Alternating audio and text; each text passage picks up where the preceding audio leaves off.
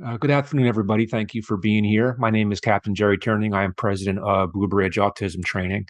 And this is a very introductory, um, basic rundown on a topic that I've found is uh, pretty commonly interesting to special needs parents and caregivers and professionals around the country. And this is called Autism and Law Enforcement Building Bridges. A little about me. I recently retired as a police officer after a 25-year career, and I spent most of my career in canine. I was lucky enough to be promoted to the rank of captain, and I retired about a year and a half ago from the rank of captain from a municipal police department here in New Jersey. Um, in 2007, I had already been a cop for a number of years. I had already been in canine for a number of years. Um, my life changed, and that change came in the form of my son, who is now 18 years old. His name is Eric, and he was diagnosed with autism.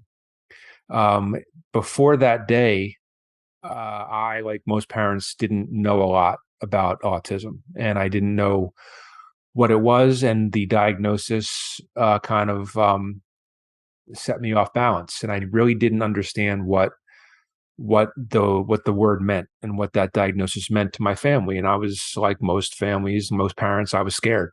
Um, to deal with that, to process that curveball that was thrown at me and these emotions and the wave of fear and apprehension and anxiety that comes with it, I started writing about it, and I started writing about my fears and my anxieties and what I was worried about and what I was nervous about, what was going to come from my family and raising a child with special needs.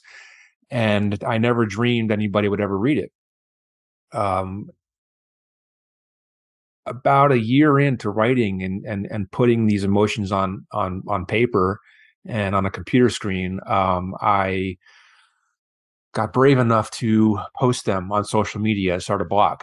And when I did that, I never really dreamed anybody would read what I was writing. Um, about a year in, after just continuing to post these things basically as my own form of cheap therapy, I started to grow an audience on my Facebook page and blog titled Bacon and Juice Boxes. And it was a really interesting experience. It helped me through, it helped me process those emotions, starting to receive comments and feedback and support from people around the world. And I never told anybody I was a cop. I was just this dad in New Jersey who was writing about these deep emotional issues, and it was resonating, and my audience started to grow. About a year and a half in, I think I mentioned in passing one day to the people who follow my page that I was also a police officer. And from that moment on, the comments and questions I got kind of changed. And I really was struck by the amount of um, anxiety and fear that exists in the special needs community about police and law enforcement in particular, and first responders in general. And it was interesting to me, and it forced me to do some soul searching on my own. And again, I had already had established a career as a police officer, and I was kind of taken aback at the level of anxiety and apprehension that exists uh, in the special needs community geared towards law enforcement. And I realized very quickly that I straddled two communities that I love deeply. I straddled the police and law enforcement community, and I also had a foot in the special needs community. And I realized very quickly that those two communities don't communicate very well. And there's a lot that has to be done on both sides to break down some misconceptions and some myths and some misunderstandings that exist. And it became apparent to me really early on that I was in a niche that I could do some good. So I've done it. So what I do now that I've retired is I've created this company, and I provide training about our kids and our loved ones to law enforcement and first responders across the country. It's what I do full time. That's half of it. The other half is what we are going to talk about today. I try to provide coaching and advocacy work and just support and whatever information I can to parents and caregivers to take on this role and take a proactive stance and approach their law enforcement, their local law enforcement agencies, and advocate on behalf of their children and their loved ones. So that's why we're here. If I can get my screen shared here, we'll get started and we'll get into our program. Okay, hopefully that worked. You can see my screen, and let's get started.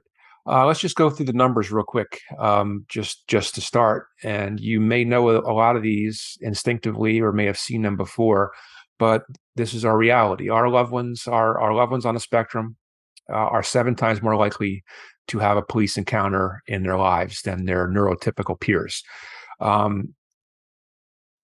That's a pretty high number, and that's a pretty staggering stat. And then when you include other first responders like police, fire, EMS, search and rescue workers, that number goes up exponentially. So our reality is this: our loved ones on the spectrum are going to have encounters with the police. You know this instinctively too, is probably why you're here. Are the behaviors that come with autism, the stims and the communication challenges, the sensory challenges that comes with being somebody on the spectrum are often misunderstood and misinterpreted by the public in general, and more importantly for us, first responders particularly. A lot of the behaviors my son shows and is a part of him, they taught me in the police academy, are signs and evidence or clues to being intoxicated or being belligerent or being apprehensive or hiding something. And I realized very quickly that my son, who is now 6 feet tall and 200 pounds, may one day be misunderstood and misinterpreted by the people I call brother and sister, by the officers I've trained and promoted and worked with my entire career. And that scares me, which is why I'm so passionate about what I do and why I try to bridge this gap as best I can in venues like this. These misinterpretations, these misunderstandings can, if not addressed, they can lead to tragedy. And we all know the stories, and we've all been buckled by them. Recent accounts of these misunderstandings happening across the country. When I communicate, when I talk to families like yours across the country, across the world, about this topic, about law enforcement and autism and the relationship,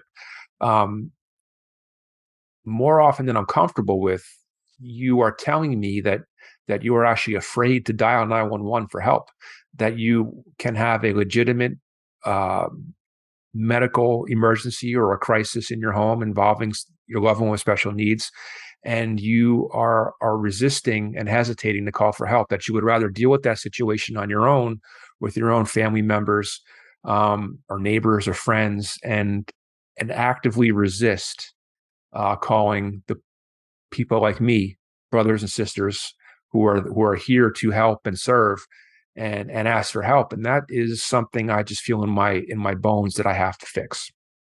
And that's why we're here. When I ask why, the first step in fixing this is digging a little deeper and asking why there's apprehension and why there's fear from families to call for help and dial 911. I get 2 answers. The first one is there's a legitimate fear of physical harm, that you're going to call for help. Police are going to show up, misunderstand your child or loved one, and physically hurt them. It's pretty straightforward. It's pretty common, and I understand that deeply, and I share it. The second expression of fear I get is a little more troubling to me, and that's this fear of being judged. Families are telling me that they will hesitate to call 911 because they believe that if that person of authority shows up to their home and sees the house a mess or holes kicked in the walls or or God forbid their child is missing, and they are going to be judged. You are going to be judged as unfit, and the police are going to take away your child. And that is legitimately what thousands and thousands of families like yours and mine are feeling right now. And that is your opinion of police and law enforcement across the country, that we are going to show up, judge you as unfit, and take your kid away. That bothers me on a very deep level, and it's something that I think I have a roadmap to address and to fix, but I can't do it alone. Okay, I know what you're thinking at this point. I understand it. I understand the emotion that we have, and because I see it and I hear it all the time, that we have to increase training, and autism awareness training for first responders is essential. It's necessary. It should be required and mandated everywhere. And we have to do more training our first responders about our kids and our loved ones. Of course, you're 1,000% right, and that is what I have devoted my entire life to doing, and that's what I do right now.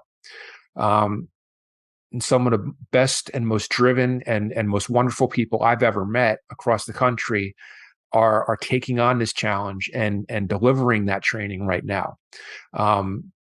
Here in New Jersey and other places, this training is being done as we speak. And this is the good news, and I want to keep it positive. This is working. This training is really being received well, and the feedback and response that we're getting providing this training has been extraordinary. And I'm seeing light bulbs go off in the eyes of officers who attend my training, and they start to understand our challenges and our fears and our apprehensions as special needs families.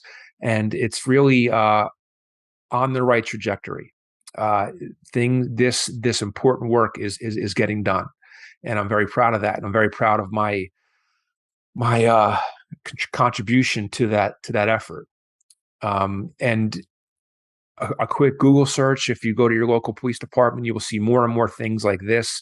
You're seeing more outreach from police departments. You're seeing more initiatives and programs that are being done on a local level in your local police departments that tell me that as evidence that what we are doing and the message we are sending to them is working. Okay, so I want you to be positive on that account. But here's the thing. I'm good. I don't mind telling you, I can hold a room. And I have seen some very tough nuts to crack in terms of police officers who have this veneer of authority, and they come in and they're wearing the bulletproof vests and all the gear and the tactical vests and BDU pants, and they come in and they're with their arms folded across their chest, and they're just listening to me. And I've seen them melt, and I've seen them open up when I do my training, and when I describe the challenges that we face as special needs families and what we're afraid of. My message is resonating. It's working. But as good as I am, and as good as the other people that I know who are out there doing this training, there's a ceiling, and there's only so much I can do with a PowerPoint presentation and a lecture and anecdotal stories and videos. The rest, the other half of this, is where you come in. And I will argue to you that the best training that is being done out there, and I think mine is among the best, can't hold a candle to the positive impact that you or your family can achieve by pursuing a meaningful relationship with your local first responders on your own. And what I mean by that is, we'll go into this in a little bit with some detail. You personally reaching out to your local law enforcement, to the officers who will be, God forbid, responding to your home during an emergency at 3 a.m. if you ever need them, and having a preceded, kind of cultivated relationship with them is invaluable. And that's a level I can't give you. I can't perform that service for you in a lecture. It's something that would greatly benefit your family, far and above the best training that can be delivered. The key benefits of pursuing this relationship I would argue, is increased safety, obviously. Uh, Personalized service, where the officers, just imagine for a minute that if you're having a crisis with your child or your loved one, and whatever, they're having a meltdown, they're having a behavior where they become violent in your home, and you can't control them on your own, and you need help. As gut wrenching, as hard as that decision eventually is to make, to call 911, how much better would it be if that officer, if those officers responding to your home already knew your child, have already met them during a calm, uh, very subdued environment where they already have interacted with them. They already know what makes them tick and what their interests are, and have the ability to try different techniques and topics to de-escalate, as opposed to the first meeting and the first encounter they have with your child or loved one is in that level 10 emotional crisis situation. Um, I would argue you're much better off if there's some pre-existing relationship, and that's what we're going to talk about today. This will reduce the anxiety of your loved one. It will reduce your anxiety and maybe kind of make it a little easier for you to make that call and call 911. You're also going to reduce the anxiety of the officers responding to your home. And you're fooling yourself if you don't think that anxiety exists. With the best training and the best experience and background, when these calls come in that we have a 17-year-old individual on the autism spectrum who's having an emotional crisis and being violent in a home, there is a significant level of anxiety that exists for that responding officer on, oh my God, how am I going to do this? How am I going to control this? What do I have to do? How do I make contact? How do I de-escalate the situation? So this has benefits on both sides. Not only reducing the anxiety with your own family, you're also reducing anxiety with the first responders themselves, and that shouldn't be discounted.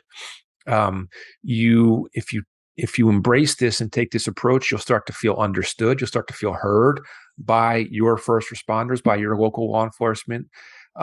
You'll start to get the sense that they work for you and are there to serve you, which they are. And again, reduce this anxiety. You'll feel supported. You may even make some friends. I've seen that happen, and it's a pretty cool thing when relationships are started, and your child, whatever age they are, continue those relationships with your local law enforcement as they grow up and become adults. So those are basically just some of the key benefits to what we're going to talk about. What this is 50% information and it's 50% pep talk, because I need you to, if I do my job right today, I want to convince you that this is something you can do, something you are entitled to, and it's something that's important. And it's I believe this is one of the single most important things you can do for your loved one to increase their safety that there is. So a lot of what I want to do is try to get you to understand that this is well within your capabilities to do. Walk you through some basic information that has become clear to me since I've started my company, that things that were kind of instinctive for me in law enforcement as a cop may not be as instinctive to somebody who isn't familiar with the world. So I want to pass that on to kind of break down some of the apprehension that exists. First of all, I want to start with shattering some myths. And these are some of the things that families have shot back at me when I suggest these things, when I suggest taking on this proactive step of reaching out. The first thing I get is, well, my police are too busy. We live in a busy area. There's a lot of crime, and they have better things to do. It's absolutely false. And in this day and age, it's understood and it's embraced by an overwhelming majority of police departments that community policing is the way to go. And relationships with the community is paramount to all kinds of things, including solving crimes, including avoiding negative PR and negative social media exposure. Police departments and chiefs who are worth their salt today embrace the fact that establishing relationships with the community has a world of benefits for them, um, and brings dividends to them in ways that are hard to describe, including solving crimes.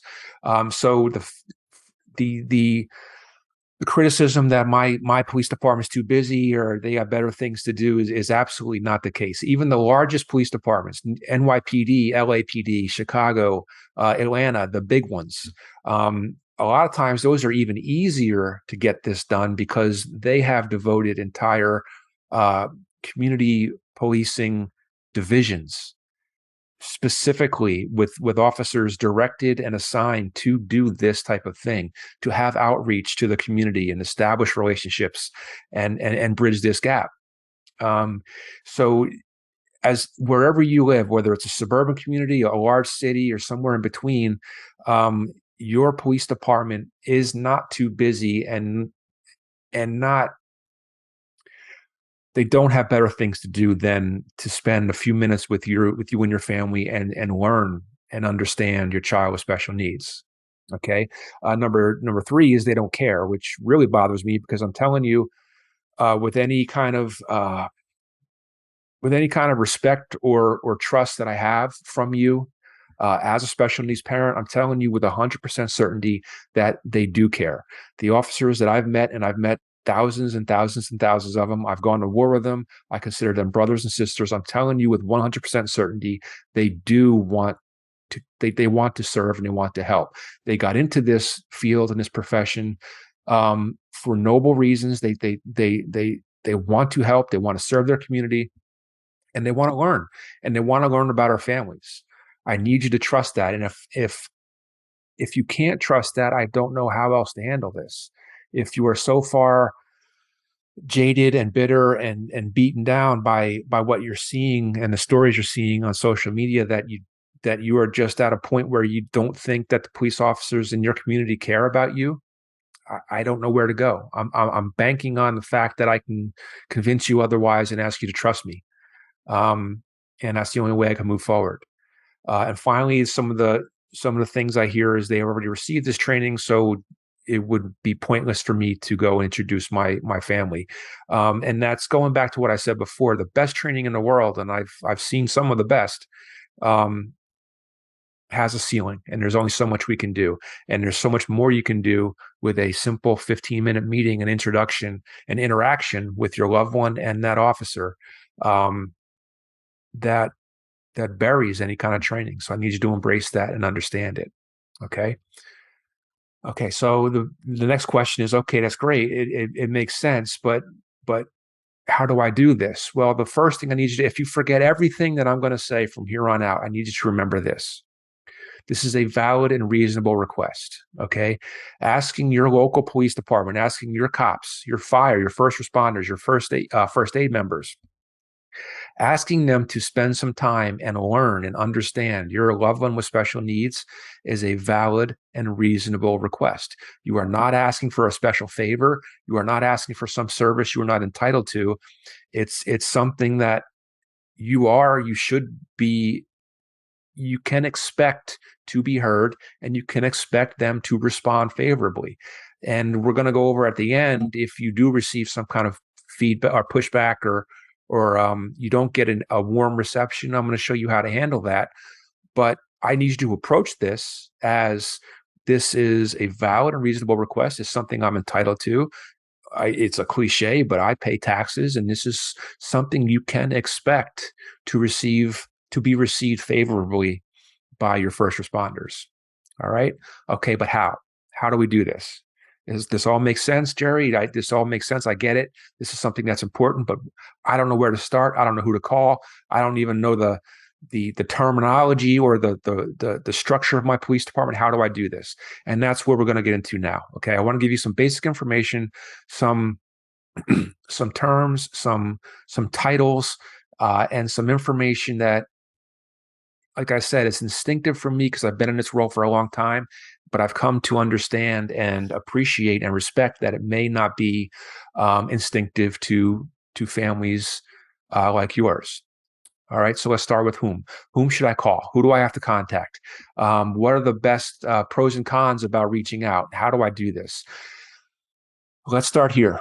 And again, it's hard for me to give generalized rules, and some of the terms here, I don't want you to get caught up in the specific terms and titles. What I want you to take away from this is the basic rank structure. This rank structure exists in every police department everywhere in the world in some form, basic form of what I'm going to show you. Okay. At the bottom level, the base of the pyramid, these are your patrolmen. These are your patrol officers. Your These are the workers. These are the officers out there riding around your neighborhoods in the marked patrol cars. These are the guys and girls who give you a ticket when you're speeding. These are the ones that are responding to your home in an emergency. These are the ones who are responding to the traffic accident, if God forbid you ever have an accident driving to work. These are, in my opinion, the goal should be for us as special needs parents to get as many of these officers familiarized and knowing and understanding our kids as possible. Okay. Because like I said, when it goes down and it's an emergency and a crisis in your home and you pick up 911 and you need help, these are the officers, these patrol officers are the ones who are coming. Okay. So our goal, we'll get more into it in a minute. Our goal is to have as many of these officers know and understand our kids as possible. Okay. Above them, you have the sergeants. Okay, these are your first ranking senior officers. These are the officers in command. They're running squads. Okay, so on any given shift, if it's an 8-hour shift, let's say 7 a.m. to 3 p.m., you have a squad of patrol officers out there in your community patrolling, doing all the things cops do. All right, they're usually assigned zones geographically and where they respond and what their responsibilities are. Also out with them are sergeants. And these are your frontline supervisors. Okay. They are also in the marked cars. They are also responding to your home in a crisis. They just have some added responsibility of overseeing the patrolmen on their squad and making sure they're doing the things correctly. They review their reports they write. They'll show up at the scene and make sure everything's being done according to the protocols and the SOPs.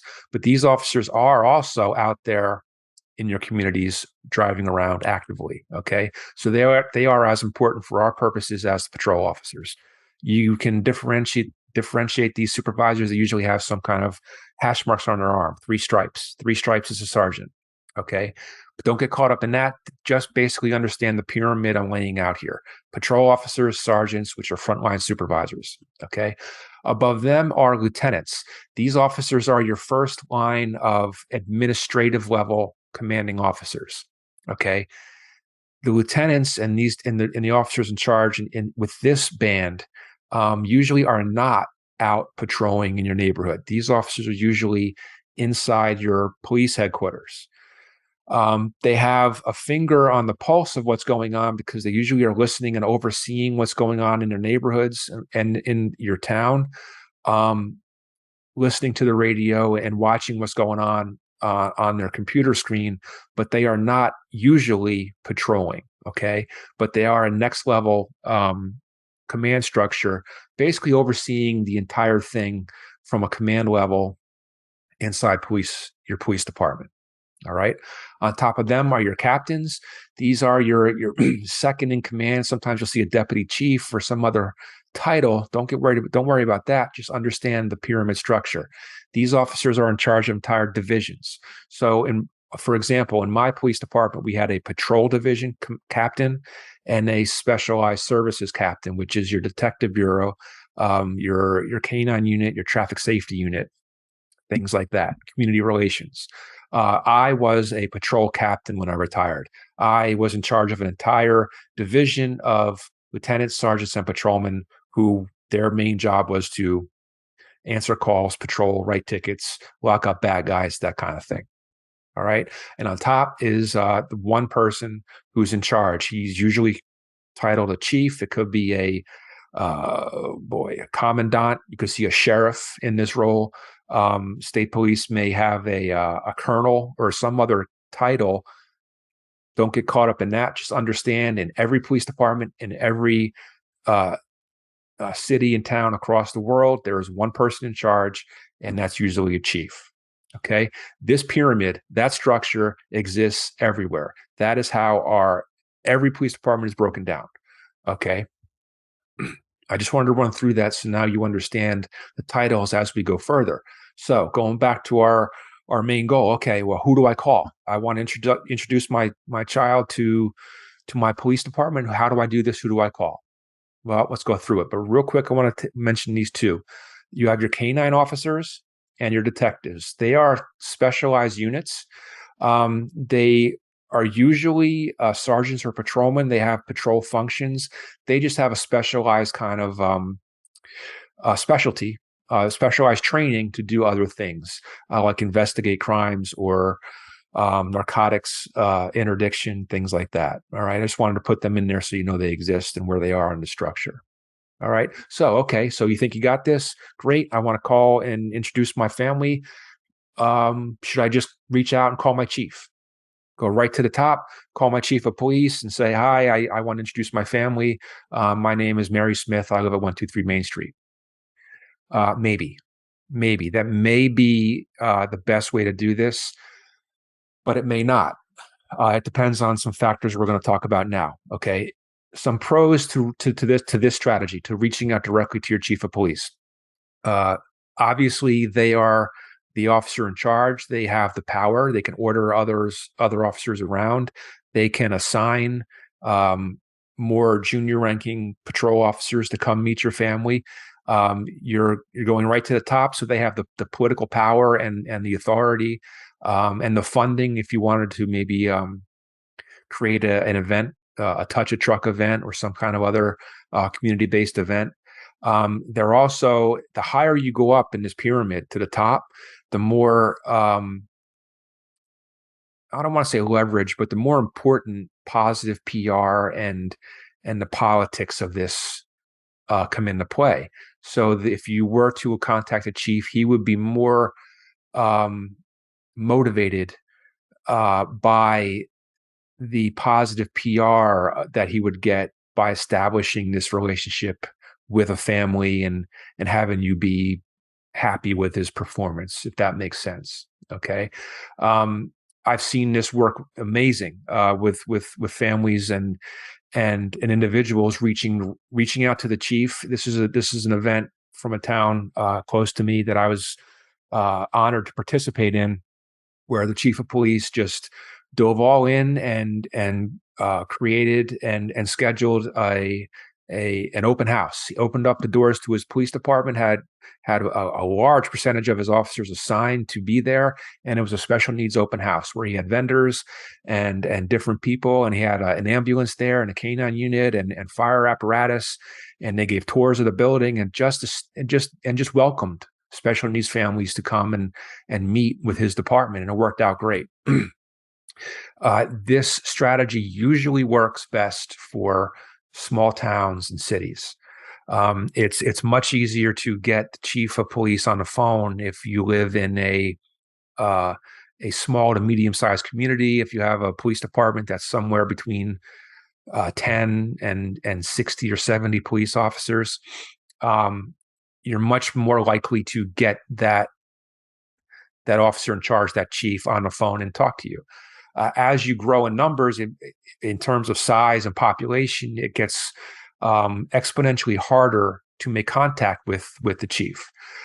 So that may work against you in when you're making this decision on who to call. Understand that the chief may be harder to reach. They may be very busy.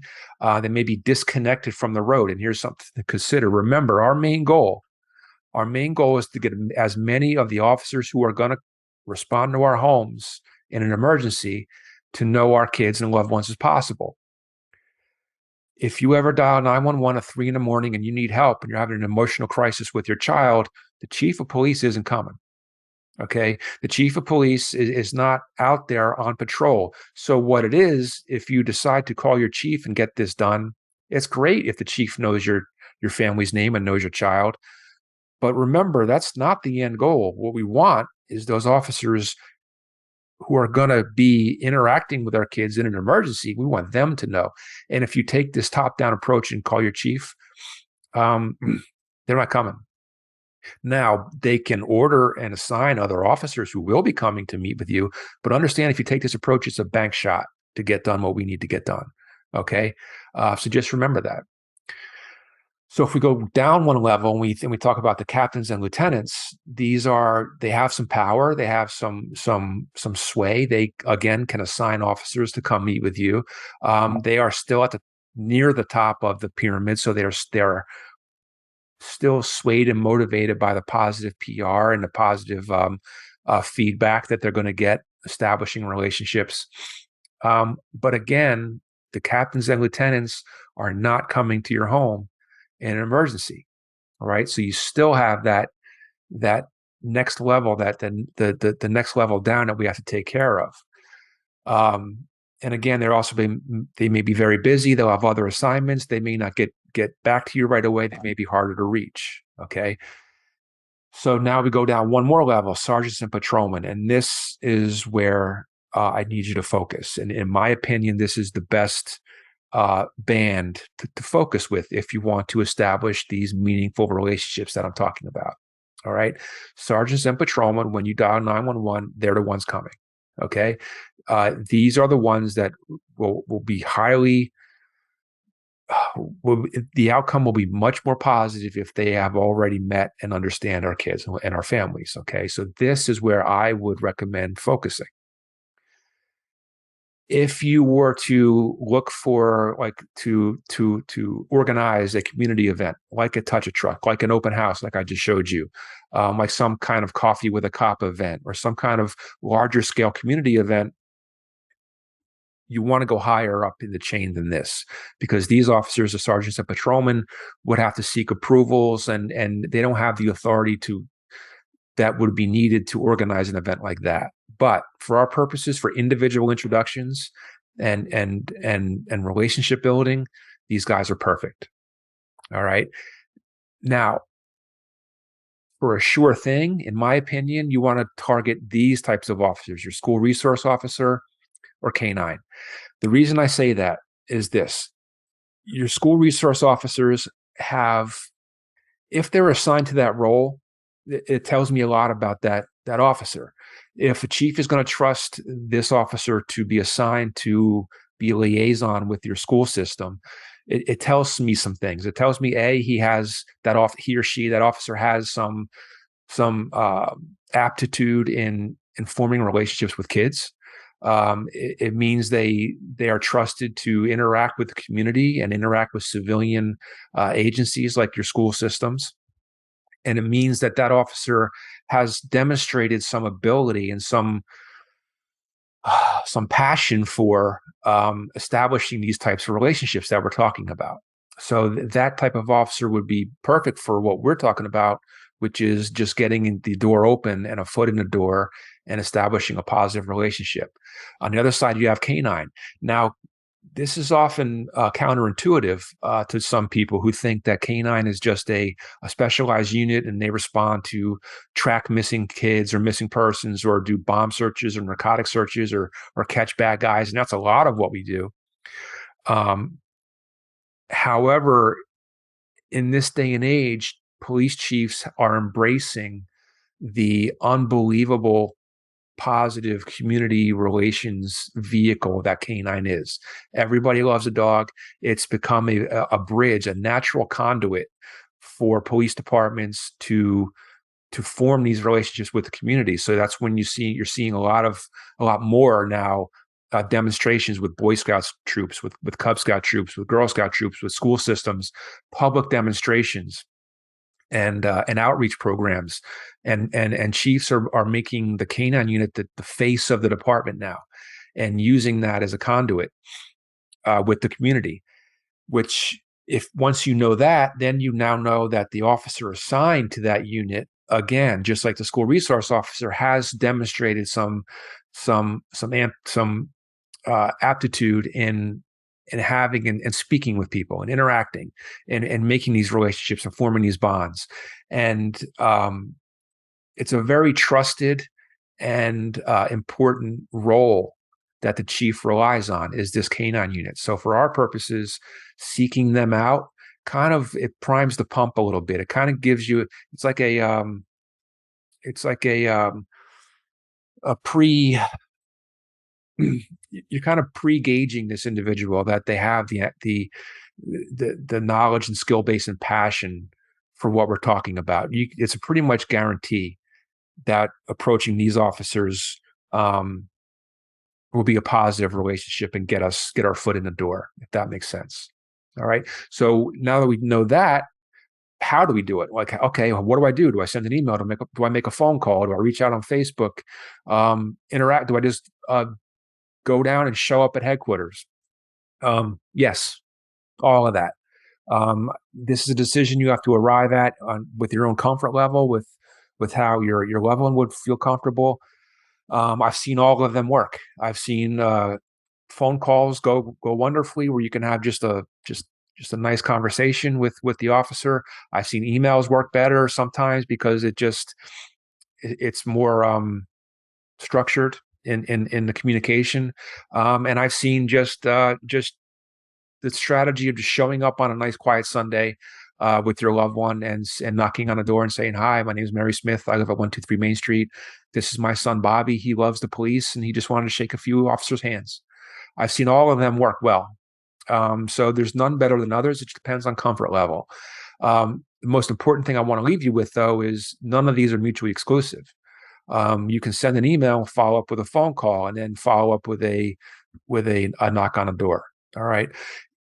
But what I want you to do is approach all of these with the mindset of this is a valid and reasonable request. You are not asking for anything outlandish or some favor that you're not entitled to, and approach it with confidence and respect, and understand that they may be busy and it may be there may be some hurdles that you might have to get over. But the mindset should be, this is something that my family deserves. It's something they're entitled to, and it's something that'll do a lot of good, and approach it with confidence. All right. I'm giving this, I've come up with just a template of how I would write an email to the chief.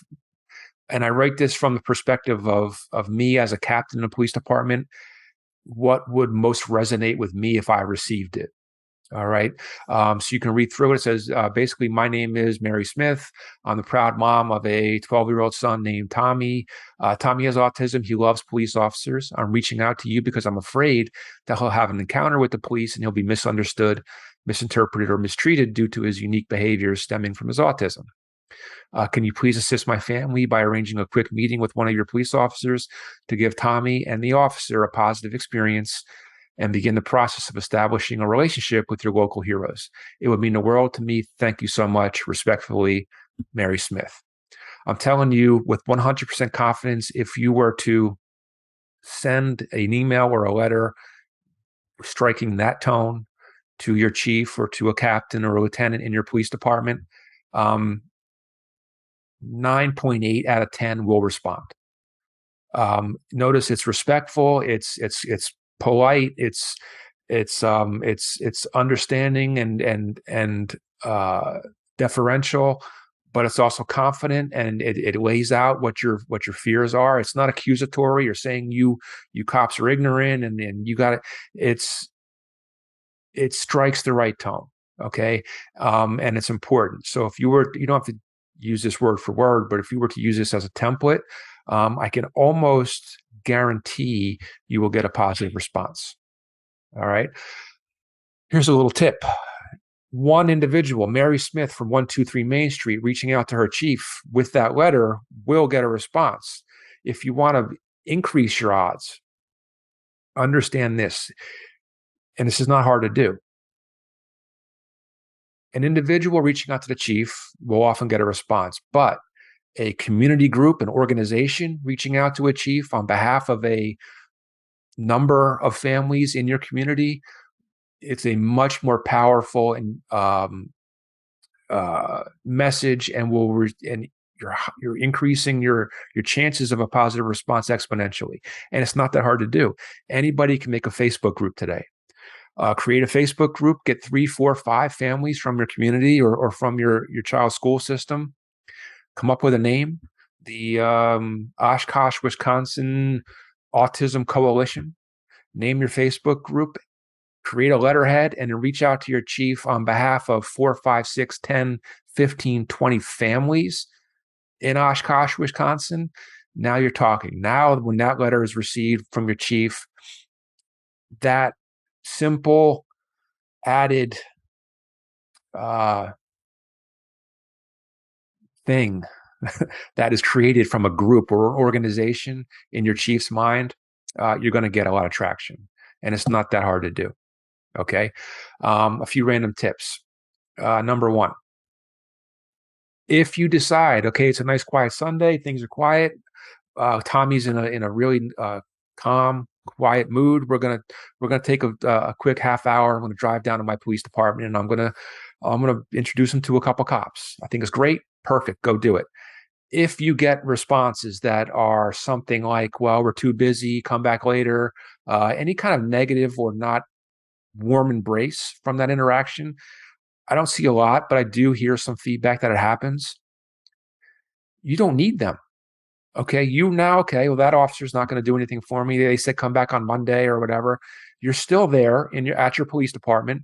Just be there. At least make that experience positive for your child. Walk around the parking lot, show them some of the cool police cars. Buy a soda in the vending machine, right? Buy some candy. Just make that building.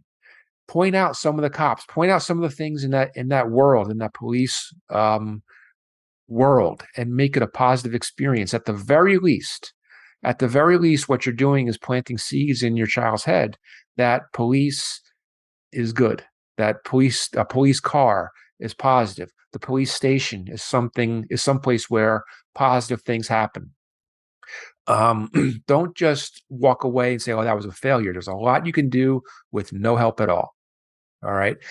If you do reach out and you do get a positive response, as minimal and as small as it may be, make sure you go overboard in using positive reinforcement.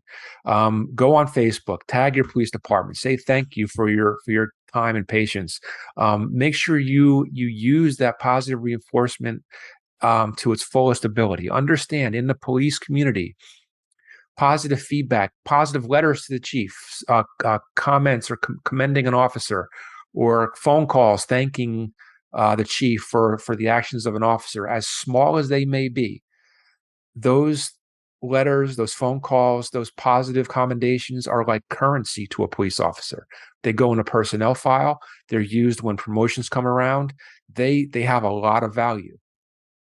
And cops chase those things and they love it. And what's happening is when one officer receives a nice letter or a nice Facebook post, the officers he works with or she works with, they want one too.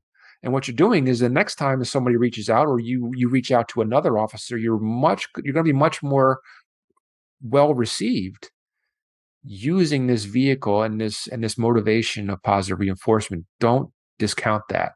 And this, by the way, goes all the way up to the chief. If your chief is nice to you and sets up a meeting with your family, chief has a boss too. Okay. The mayor and council, whoever runs that town, write a letter to them and use that positive reinforcement. All right. You're also helping out other members of your community too by priming the pump a little bit and getting them more open to the next call that comes in, if that makes sense. I always kind of say this, and I'm guilty of it too, try to resist using the police as a threat or some kind of tool for discipline. It's as tempting as it is, it really is not a good thing to do. And try to avoid saying, calm down, Mary, that officer's going to bring you to jail.